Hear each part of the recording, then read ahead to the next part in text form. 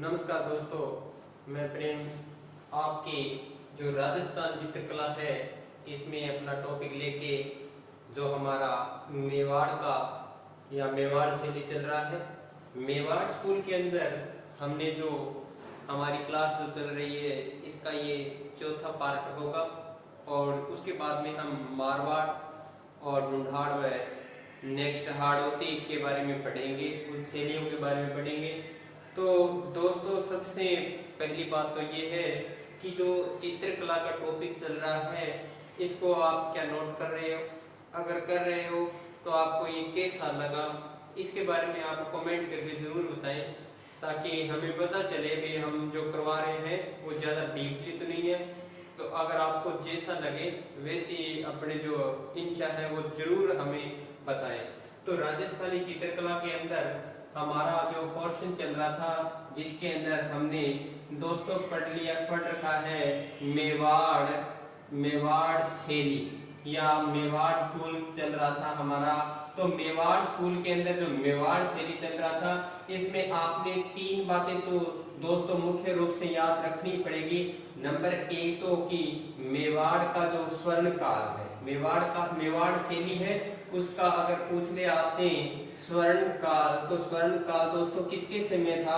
तो स्वर्ण काल है वो जगत सिंह के समय था। किसके समय? जगत सिंह है प्रथम के समय। जगत सिंह जो फर्स्ट है उनके समय के जो शासन काल है उसको मेवाड़ शैली का स्वर्ण काल कहा जाता है। तो दूसरा मेवाड़ शैली से रिलेटिव ये है कि मेवाड़ शैली पर यदि पूछ ले मुगल शैली का प्रभाव कब पड़ा? मुगल शैली का प्रभाव, तो मुगल शैली का प्रभाव है वो दोस्तों किसके समय? अमर सिंह प्रथम के समय। किसके समय? अमर सिंह प्रथम के समय है वो मेवाड़ शैली पर मुगल शैली का प्रभाव पड़ा। तो तीसरी बात यहाँ पे आपने ये याद रखनी है कि मेवाड़ शैली पर कंपनी शैली, कौन सी शैली? जो कंपनी शैली है उस कंपनी शैली का जो प्रभाव है वो कब पड़ा? तो कंपनी शैली का प्रभाव दोस्तों है जो महाराणा भीम सिंह के समय। किसके समय? महाराणा भीम सिंह के समय। महाराणा भीम सिंह के समय। और भीम सिंह के समय जो महाराणा भीम सिंह के समय कंपनी का जो प्रभाव पड़ा उसका कारण था 1818 ईस्वी के अंदर ईस्ट इंडिया के साथ में संधि कर लेना और मुगलों के साथ मुगल शैली का प्रभाव अमर सिंह के साथ समय में पड़ा था, क्योंकि 1615 ईस्वी के अंदर अमर सिंह प्रथम के द्वारा जब राजधानी मेवाड़ की चावड़ हुआ करती थी उस समय क्या है कि जहांगीर के द्वारा अमर सिंह के साथ में है जो मुगल मेवाड़ संधि हुई थी 1615 ईस्वी के अंदर। और उसी संधि के बाद में क्या है कि जो मेवाड़ चित्रकला शैली है उस पर मुगल शैली का जो प्रभाव है वो स्पष्ट दिखाई देने लग गया था। लेकिन लगभग ये पूछा जाता है कि मेवाड़ शैली का स्वर्ण काल किसके समय को या किसके शासन काल को कहा जाता है? तो दोस्तों स्वर्ण काल है वो जगत सिंह फर्स्ट के समय को कहा जाता है, जिनका समय 1628 ईस्वी से 1652 ईस्वी तक को माना गया है या इसी को माना जाता है। नेक्स्ट अपनी बात करते हैं मेवाड़ शैली की उप शैली जिसका नाम है नाथ द्वारा शैली। तो दोस्तों आज हम जो मेवाड़ शैली की उप शैली जो नाथ द्वारा शैली है उसके बारे में अध्ययन करने जा रहे हैं। अपनी नोटबुक और पेन लेके बैठे और एक एक बात को साथ में नोट करते हुए चले, क्योंकि जो इंसान तपता है वही आगे बढ़ता है और जो मेहनत करता है वो लाखों में एक ही होता है। तो आपने जो पढ़ने वाला बच्चा है उसके लिए ये बहुत बड़ा रामबाण है और जो नहीं पढ़ने वाला है उसके लिए बकवास है, कुछ नहीं है। तो मेवाड़ शैली की उप शैली पढ़ेंगे अपने मेवाड़ शैली की उप शैली। और मेवाड़ शैली की उप शैली के नाम आता है दोस्तों नाथ द्वारा। कौन सा नाम आता है? नाथ द्वारा नाम आता है। तो नाथ द्वारा की बात करें तो इस बात को एक कहानी के रूप में पहले समझना पड़ेगा आपको कि इस समय मेवाड़ का शासक, कहाँ का शासक है, मेवाड़ का जो शासक था दोस्तों, वो मेवाड़ का शासक कौन था, तो मेवाड़ का शासक है इस समय दोस्तों राज सिंह था, महाराणा राज सिंह था। और राज सिंह का शासन काल तो दोस्तों 1652 से 1680 ईस्वी तक था, 1652 से 1680 ईस्वी तक था। और इसी राज सिंह के शासन के काल में अगर बात करें आप दिल्ली की या भारत की दिल्ली की बात करें अपने, तो दिल्ली का जो शासक था मुगल बादशाह, उसका नाम था दोस्तों औरंगजेब। क्या नाम था, औरंगजेब नाम था। तो इस औरंगजेब की बात करें और इधर राज सिंह की बात करें तो दोनों के अंदर शुरुआत के अंदर अच्छे ताल्लुकात थे, लेकिन क्या हुआ कि राज सिंह के द्वारा जो औरंगजेब की जजिया कर वाली नीति और उसके बाद में जजिया कर वाली जो नीति है उसका इसने विरोध किया। वह औरंगजेब के द्वारा आपको पता होगा कि 1669 ईस्वी के अंदर क्या हुआ था कि इसने मंदिर तोड़ो अभियान शुरू किया था। कौन सा अभियान शुरू किया था दोस्तों, मंदिर तोड़ो अभियान, मंदिर तोड़ो अभियान शुरू किया था। और इसी अभियान के कारण इसने भारत में अपना इस्लाम धर्म का विस्तार करने के लिए और हिंदुओं के मंदिरों को तोड़ने के लिए 1669 ईस्वी के अंदर मंदिर तोड़ो अभियान है जो शुरू किया था। अब अपने बात करते हैं कि जो राज सिंह है इसके समय जो नाथ द्वारा वृंदावन की बात करेंगे दोस्तों, यहाँ पे समझना जो वृंदावन है मथुरा के अंदर, इस वृंदावन की बात करें तो यहाँ पर श्रीनाथ जी का मंदिर था। किसका मंदिर था, श्रीनाथ जी का मंदिर था दोस्तों। और इस मंदिर का निर्माण तो करवाया था वल्लभाचार्य ने। किसने करवाया था, वल्लभाचार्य के द्वारा इस मंदिर का निर्माण करवाया गया था। इसीलिए श्रीनाथ जी की जो प्रधान पीठ, इसी जो वल्लभाचार्य जो संप्रदाय माना जाता है यहाँ पर, उसकी प्रधान पीठ पहले वृंदावन हुआ करती थी। तो आगे समझेंगे इसको अब कहाँ है। तो श्रीनाथ जी के मंदिर का निर्माण करता वल्लभाचार्य है। तो श्रीनाथ जी के जो वहाँ संप्रदाय है उसका नाम, संप्रदाय का नाम है दोस्तों वल्लभाचार्य संप्रदाय, वल्लभाचार्य संप्रदाय है। और ये संप्रदाय वल्लभाचार्य के द्वारा ही चलाया गया है, या जिसको अपने वल्लभ संप्रदाय बोलते हैं ना, वही वल्लभाचार्य संप्रदाय या वल्लभ संप्रदाय है। तो इसके मंदिर के अंदर जो श्रीनाथ जी की दोस्तों मूर्ति थी, उस मूर्ति को 1669 ईस्वी में औरंगजेब के डर से कि तोड़ने दे, इसलिए क्या हुआ, वृंदावन के द्वारा वहां के दो पुजारी, जिनमें एक का नाम आता है गोविंद, क्या नाम आता है, गोविंद आता है दोस्तों, और दूसरे का नाम आता है दामोदर। क्या नाम आता है, दामोदर। और इसी दामोदर को कहा जाता है दाऊजी महाराज। क्या कहा जाता है, दाऊजी महाराज कहा जाता है। और इसी दाऊजी महाराज और गोविंद राज के द्वारा ये श्रीनाथ जी की जो मूर्ति है दोस्तों, ये औरंगजेब के समय और महाराजा राज सिंह के समय इनके द्वारा कहाँ लेके आई गई, मेवाड़ के अंदर लेके आए। कहाँ लेके आए, मेवाड़ के अंदर लेके आए। तो औरंगजेब ने कहा था कि कोई भी ऐसा शासक या राजा नहीं होगा जो ऐसे हिंदुओं को या जो मूर्ति लेकर इधर उधर घूम रहे उनको शरण दे। लेकिन इसकी बात को नकारते हुए महाराणा राज सिंह के द्वारा गोविंद और दामोदर दोनों को, जो श्रीनाथ जी की मूर्ति लेकर आए थे वृंदावन से, उनको शरण दे दी गई।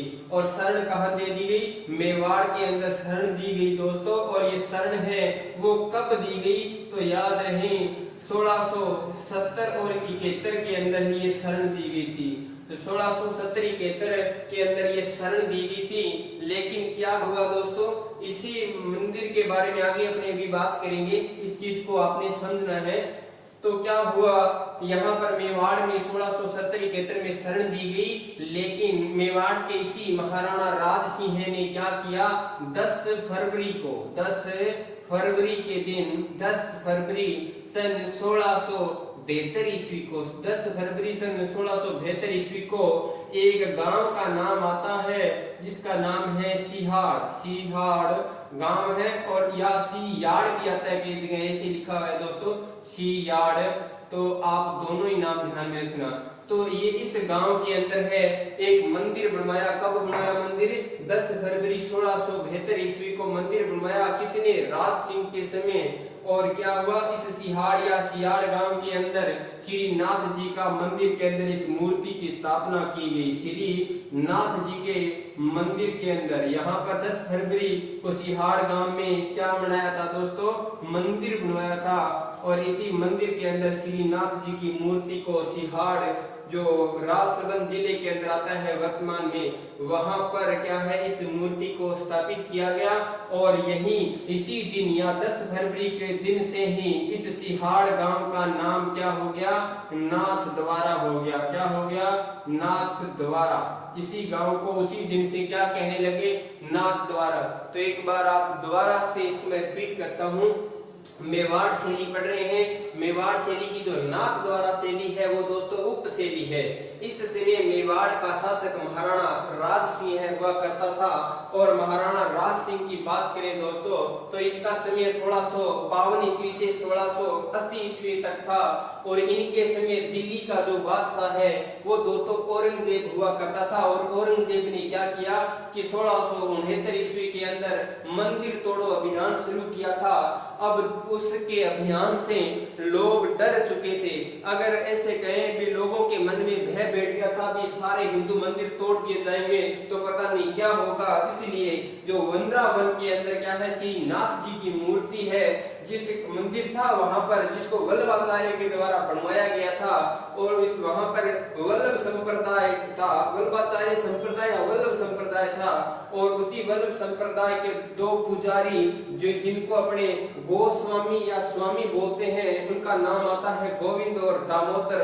ये दोनों ने क्या किया दोस्तों, ये उन मूर्ति को, श्रीनाथ जी की मूर्ति को वहां से मेवाड़ में लेके आते हैं 1670-71 ईस्वी के अंदर, और इसी मूर्ति के लेके आने को शरण देता है राज सिंह, मेवाड़ का महाराणा। और मेवाड़ के महाराणा राज सिंह के द्वारा दोस्तों 10 फरवरी 1672 ईस्वी को सिहाड़ गांव या सियाड़ गांव, एक ही बात है, इन दोनों की अलग अलग लिखे हुए बुकों में, लेकिन सिहाड़ गांव के अंदर श्री नाथ जी का मंदिर बनवाया 10 फरवरी 1672 ईस्वी को। और इसी दिन इस मंदिर के अंदर इस मूर्ति की स्थापना की गई मंदिर बनने के बाद में, और उसी दिन से सिहाड़ गांव का नाम क्या हो गया, नाथ द्वारा हो गया। तो अब अपने नाथ द्वारा के बारे में पढ़ेंगे।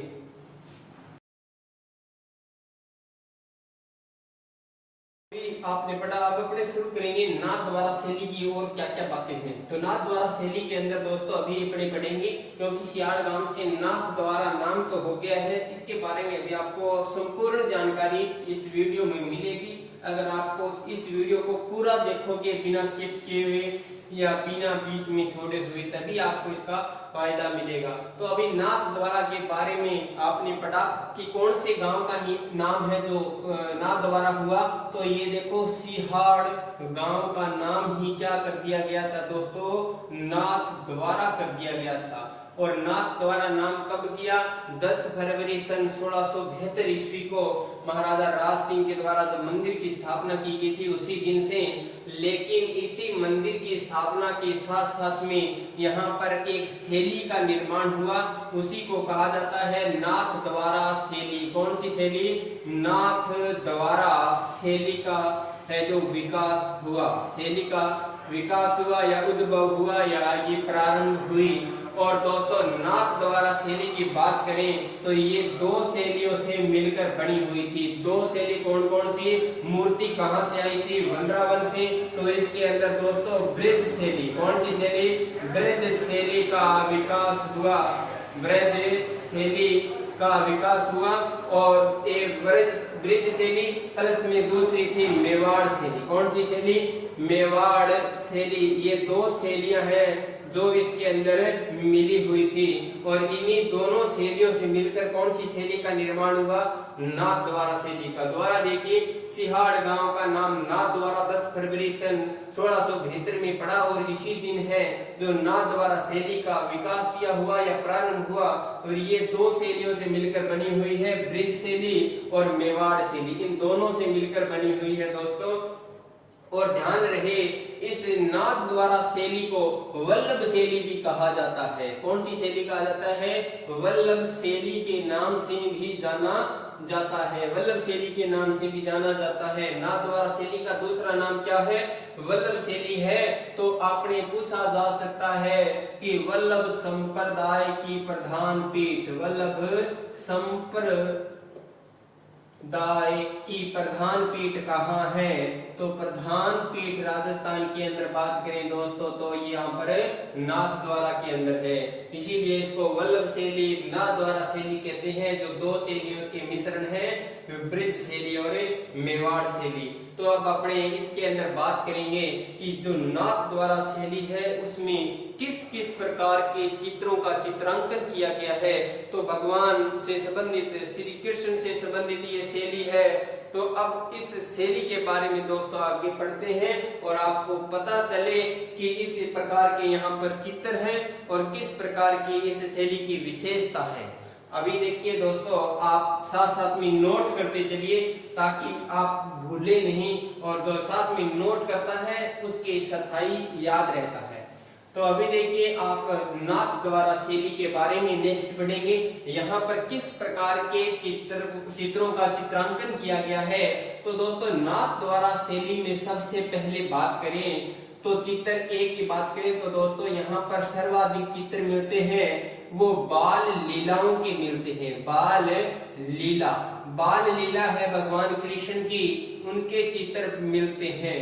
और दूसरी बात करें 2 नंबर किस प्रकार के चित्र हैं तो भगवान कृष्ण व यशोदा के चित्र मिलते हैं। भगवान कृष्ण व यशोदा के चित्र मिलते हैं। और अगर 3 नंबर बात करें तो बाल गोपाल के चित्र मिलते हैं। बाल गोपाल के चित्र मिलते हैं। और दोस्तों नेक्स्ट अपने बात करें 4 नंबर किस प्रकार के चित्र मिलते हैं तो यहाँ पर जो गोपियां हैं उनके चित्र मिलते हैं। गोपियों के चित्र मिलते हैं। गोपियों का चित्रांकन, गोपियों का चित्रांकन मिलता है। और अगर नेक्स्ट बात करें तो गिरिराज पर्वत, ये दोस्तों वेरी इंपॉर्टेंट है, गिरिराज पर्वत का चित्र मिलता है जिसको भगवान कृष्ण के द्वारा जो अपने उंगली पर उठाया गया था और उसी समय इसी गिरी पर्वत जो पर्वत है गिरिराज, इसका नाम है जो सबसे ज्यादा लिया जाता है, भगवान कृष्ण के साथ में जुड़ा हुआ है। तो भगवान कृष्ण के जो चित्र मिलते हैं वो दोस्तों बाल लीलाओं से संबंधित कृष्ण के चित्र मिलते हैं, कृष्ण व यशोदा के चित्र मिलते हैं, बाल गोपाल के चित्र मिलते हैं, गोपियों के चित्र मिलते हैं और गिरिराज पर्वत का चित्र मिलता है। तो नेक्स्ट जो दोस्तों चित्र मिलता है वो मिलता है भीलों की लूट का। कौन सा? भीलों की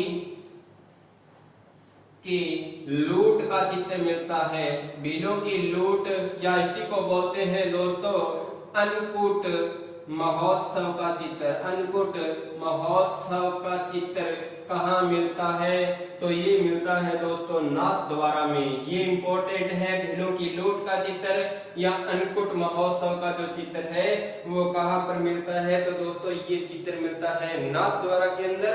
और अभी अपने नेक्स्ट बात करेंगे, लेकिन इससे पहले आप भीलों की लूट या अन्नकूट महोत्सव के बारे में थोड़ा समझें ताकि अपने आगे चले।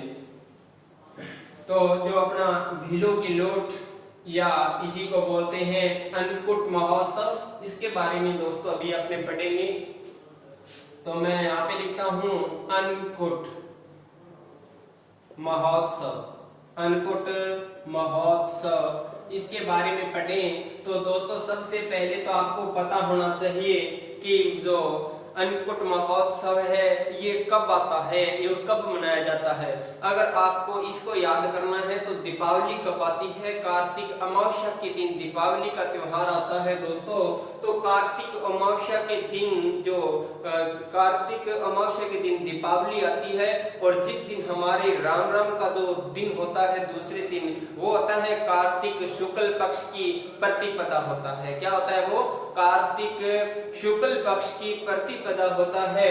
तो यही इसी दिन है जो श्रीनाथ जी के मंदिर के अंदर रासबंद के अंदर अन्नकूट महोत्सव मनाया जाता है। तो वो क्या होता है अन्नकूट महोत्सव और कब मनाया जाता है, तो कब की बात करें तो दोस्तों आपने लिखना है कार्तिक शुक्ल पक्ष की प्रतिपदा को, कार्तिक शुक्ल पक्ष की प्रतिपदा को मनाया जाता है अन्नकूट महोत्सव। और कहाँ मनाया जाता है, तो श्रीनाथ द्वारा के अंदर श्रीनाथ जी के मंदिर में मनाया जाता है। तो होता क्या है दोस्तों, ये होता है इस प्रकार, एक जो चावल होते हैं गरम, उस गरम चावल का एक ढेर होता है। ये एक गरम चावल का ढेर होता है दोस्तों।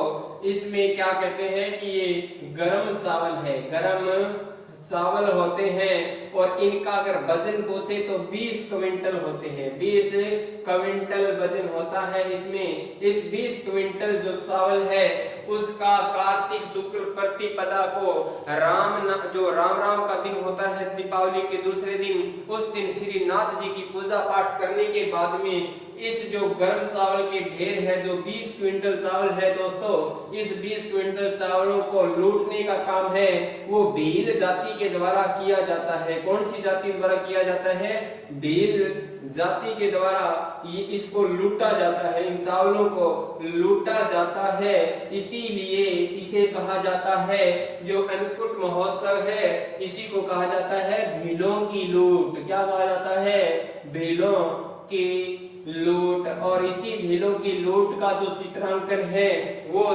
सर्वाधिक कहाँ मिलता है, नाथ द्वारा शैली में मिलता है। तो दोस्तों ये है हमारे अन्नकूट महोत्सव भीलों की लूट के बारे में। अब अपने नेक्स्ट जो बात करते हैं भीलों की लूट के बाद में आता है जन्माष्टमी के चित्र। किसके चित्र, जन्माष्टमी के चित्र। तो ये 6 नंबर था। और दोस्तों 7 नंबर की बात करें तो जन्माष्टमी के चित्र। जन्माष्टमी पर भगवान कृष्ण के जो चित्र है उनका चित्रांकन किया गया है। और जो जन्माष्टमी है वो कब आती है, तो दोस्तों ये आती है भाद्रपद कृष्ण अष्टमी को। भाद्रपद कृष्ण अष्टमी को आती है। भाद्रपद कृष्ण अष्टमी को क्या मनाई जाती है, जन्माष्टमी मनाई जाती है। और भाद्रपद कृष्ण जो अष्टमी है उसमें उसके दिन तो जन्माष्टमी मनाई जाती है, भगवान कृष्ण का जन्मदिन मनाया जाता है। तो आप कमेंट के अंदर जरूर लिख के भेजिए कि राधा अष्टमी कब नाथ द्वारा शैली के अन्नकूट महोत्सव का चित्र है।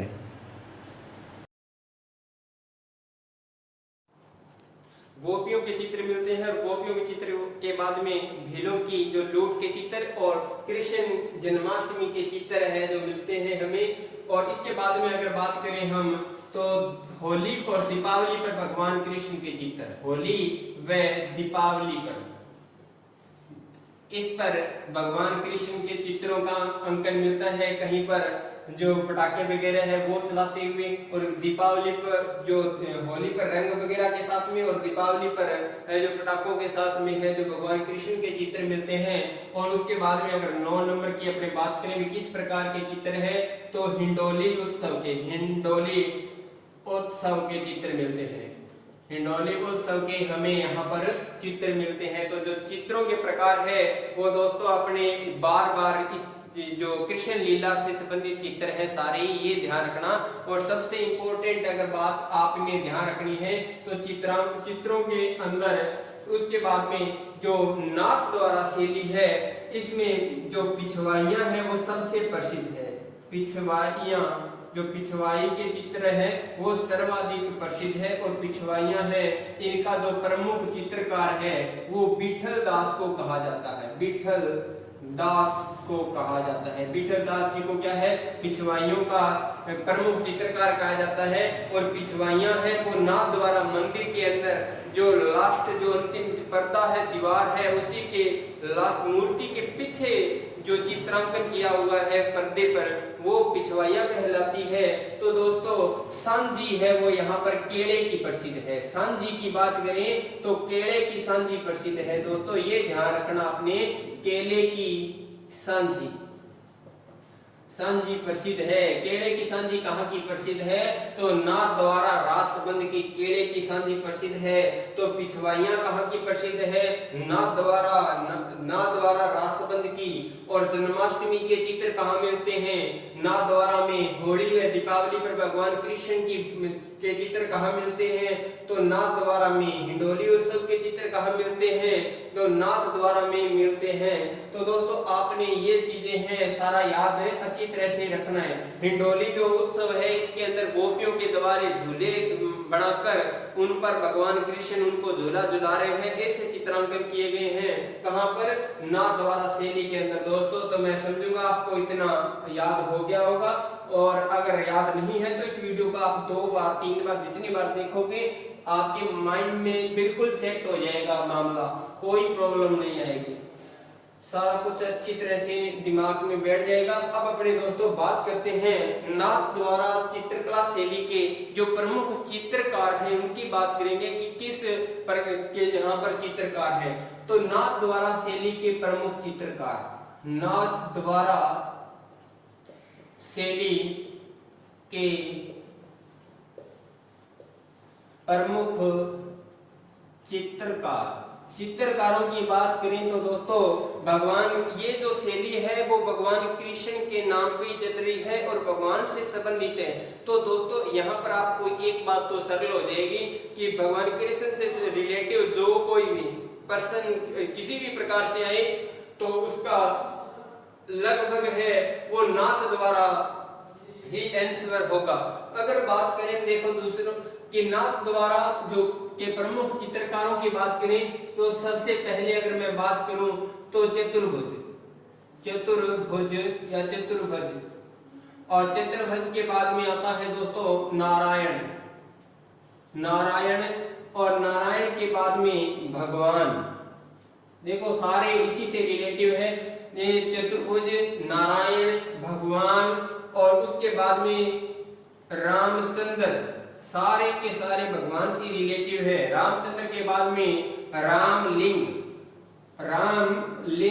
और ये जो 6 नंबर है ये आपने थोड़े बहुत याद रखने हैं। घासीराम, कौन सा, घासीराम के बारे में भाई कई बार पूछा गया है, कौन से जो शैली का चित्रकार है, घासीराम।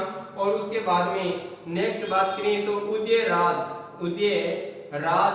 और उसके बाद में जो 8 नंबर है वो है दोस्तों ये घासीराम हो गया, उदयराम, और चंपालाल, कौन सा, चंपालाल। ये आपने 3 है जो थोड़े से अलग है, इसमें ये याद रखनी है।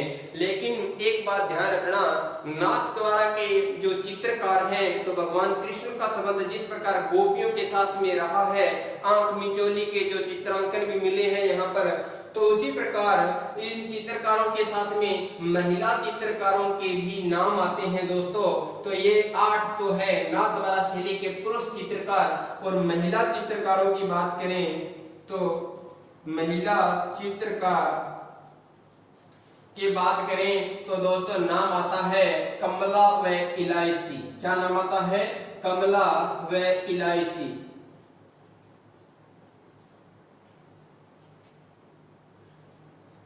कमला व इलायची नाम की है जो महिला चित्रकार, किससे संबंधित है, नाथ द्वारा शैली से संबंधित है। अब अपने बात करते हैं यहाँ पर नेक्स्ट जो नाथ द्वारा शैली है उसकी विशेषताओं के बारे में पढ़ेंगे कि इसकी क्या क्या विशेषता है। इस वीडियो को आप जो चीजें याद नहीं हो रही है उसको 2 बार देखिए, याद हो जाएगी। तो प्रमुख विशेषता, नाथ द्वारा शैली की जो प्रमुख विशेषताओं के बारे में पढ़ेंगे। प्रमुख विशेषता क्या है, विशेषताएं क्या क्या है दोस्तों, तो इसकी अपने नाथ द्वारा शैली के अंदर सबसे प्रमुख तो बात यहाँ पे नोट करेंगे 1 नंबर कि प्रमुख रंग कौन सा है। प्रमुख रंग कौन सा है यहाँ पर, तो रंग है दोस्तों यहाँ पर पीला, पीला प्लस हरा। अब कैसे याद रहेगा आपको, क्योंकि केले की सांझी कहाँ की प्रसिद्ध है, केले की सांझी तो नाथ द्वारा की प्रसिद्ध है, तो नाथ द्वारा की प्रसिद्ध है तो केले का कलर कैसा होता है, पीला होता है, और केले का जो पेड़ है उसका कलर कैसा होगा, हरा होगा। तो आपको ये बात याद रह जाएगी कि केला है वो पीला होता है और पेड़ उसका हरा होता है। तो नाथ द्वारा के अंदर जो प्रमुख रंग है वो पीला और हरा है। और यहाँ पर देखो, अगर पर्सन यहाँ पर लगाए प्रमुख वृक्ष कौन सा है, तो प्रमुख वृक्ष की बात करें तो केले का वृक्ष है, केले का वृक्ष यहाँ का प्रमुख वृक्ष है दोस्तों। अगर अपनी बात करें प्रमुख पशु की, यहाँ पर अपनी बात करें प्रमुख पशु कौन सा है, तो भगवान है जो कृष्ण गाय चराने के कारण ही तो गोपाल हो गए थे, इसीलिए अपने प्रमुख पशु कौन सा हो जाएगा, यहाँ पर गाय है वो प्रमुख पशु हो जाएगा। और 4 नंबर अपने दोस्तों बात करें यहाँ पर प्रमुख पक्षी की, प्रमुख पक्षी की बात करें कि प्रमुख पक्षी कौन सा है नाथ द्वारा शैली का, तो मोर मुकुट वंशी वाला भगवान कृष्ण को कहा जाता है। भगवान कृष्ण की रास लीलाओं का चित्र है, गोपियों व यशोदा माता के साथ में जाता है। तो ये 4 जो प्रमुख चीजें हैं 4 ये आपने याद रखना है। प्रमुख रंग है जो पीला व हरा, प्रमुख वृक्ष है वो केले का है, और केले की यहाँ पर सांझी प्रसिद्ध है वो आपको मैंने बता दिया। और प्रमुख पशु है वो गाय है, क्योंकि जो कृष्ण है वो इन गायों की वजह ही से गोपाल हो गया। आप ये याद रख सकते हो गोपाल किसकी वजह से हुआ था, तो गायों की वजह से। और मोर के लिए मोर मुकुट वंशी वाला, मोर जो मुकुट है वंशी वाला वो भगवान कृष्ण को कहा जाता है। और रंग याद रखने के लिए आपको बता दिया कि केले का जो वृक्ष है तो उसमें केला है जो पीले रंग का होगा, और जो पेड़ है वो हरे रंग का होगा। दोनों आपको ये चीजें याद रह जाएगी। तो इस प्रकार अपने बात की थी अभी जो कि पिछवाइयों के बारे में, पिछवाइयों के बारे में आपको बता दिया है। और जो पिछवाइयां हैं दोस्तों, ये पिछवाइयां भगवान कृष्ण नाथ द्वारा के मंदिर के अंदर जो बैक साइड के अंदर जो चित्रांकन किया गया है उसी को पिछवाइयां, जो पर्दे पर किए हुए चित्र है भगवान कृष्ण की मूर्ति के पीछे लगा हुआ है। और इसका जो प्रमुख चित्रकार है वो कौन है, विठल दास है। कौन है, विठल दास है। तो यहाँ पर ये चीजें आपने पढ़ी। नेक्स्ट अभी अपने बात करेंगे दोस्तों जो मेवाड़ इस नाथ द्वारा शैली है इसके अंदर जो स्त्री है उसके चित्र कैसे हैं, अर्थात यूं कहें कि गोपियों के चित्र है वो कैसे हैं। गोपियां याद रखनी है आपने, तो गोपियों के चित्र कौन कौन से हैं, तो आपने यहाँ पर जो स्त्री की विशेषता है वो दोस्तों नोट करनी है कि छोटा कद, छोटा तो उनका कद है, और आंखें उनकी तिरछी है, आंखें तिरछी आंखें। तिरछी आंखों का मतलब कई बार ऐसे भी आता है आंख मिचौली, आंख मिचौली, तिरछी आंखें। आंख मिचौली अर्थात तिरछी आंखें होती है। जब समुद्र के अंदर गोपियां स्नान करती है, भगवान कृष्ण उनके जो वस्त्र हरण करता है, तब वो आंख मिचौली के खेल के द्वारा ही खेलती है या उसको भगवान को देखती है कृष्ण को, और आंखें तब तिरछी है। वो ही सीन यहाँ पर लिया गया है दोस्तों। छोटा कद, आंखें तिरछी है, और जो नथ मोती है, नथ के अंदर मोती लगा हुआ है। और उसके बाद में सबसे इंपॉर्टेंट है दोस्तों यहाँ पर याद रखना है आपने कि मंगलसूत्र, मंगलसूत्र है वो पहना हुआ है। जो यहाँ पर स्त्री की जो विशेषता है, छोटा कद है, आंखें तिरछी है, नथ मोती और मंगलसूत्र, वह आकर्षण शरीर, वह आकर्षण शरीर है जो आकर्षित करता है, इस प्रकार का उनका शरीर है। तो ये इस महिलाओं की जो विशेषता है दोस्तों इस नाथ द्वारा शैली की। तो इसी के साथ में मैं जो आपको बताना चाहूंगा कि जो महत्वपूर्ण विशेषताओं के साथ साथ में आपने एक बात ये नोट जरूर कर लेनी है कि जो नाथ द्वारा शैली है उस नाथद्वारा शैली की जो चित्रों की पृष्ठभूमि है, वो कौन सी भूमि, जो पृष्ठभूमि है, उस पृष्ठभूमि का रंग कैसा है, तो ये होता है नींबुआ, नींबुआ पीला, नींबुआ पीला रंग है दोस्तों, नींबुआ पीला रंग है। कौन से रंग का है, नींबुआ पीला रंग है। नाथद्वारा शैली में पृष्ठभूमि कौन से रंग की है, तो नींबुआ पीले रंग की है। और इसका प्रमुख रंग की पूछ ले नाथद्वारा का, तो कौन सा है दोस्तों, पीला प्लस में हरा, ये दो प्रकार के रंग है। तो इसी के साथ में मैं आपसे इजाजत चाहूंगा, और नेक्स्ट जो वीडियो है उसके अंदर मैं उन विद्यार्थियों का नाम जरूर लूंगा जो विद्यार्थी जो राधा